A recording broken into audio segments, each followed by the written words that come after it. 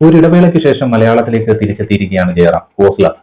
പോസ്ലർ റിലീസായ ആദ്യ ദിവസം തന്നെ പ്രേക്ഷകരുടെ ഭാഗത്തു നിന്ന് നല്ല പ്രതികരണമാണ് ലഭിച്ചുകൊണ്ടിരിക്കുന്നത്.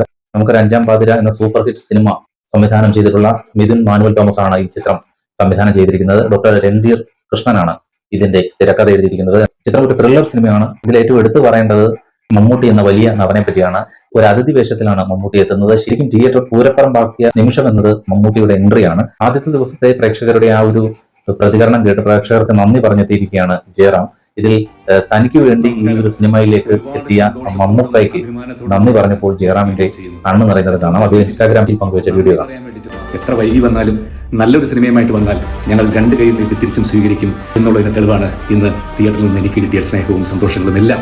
താങ്ക് യു മിഥുൻ, എന്നിലൊരു എബ്രഹാം ഓസ്ലർ ഉണ്ടെന്ന് തിരിച്ചറിഞ്ഞതിന്. ഫൈനലി മമ്മൂക്ക എനിക്ക് വേണ്ടി വന്ന് ഈ ക്യാരക്ടർ ചെയ്തു തന്നെ. Thank you.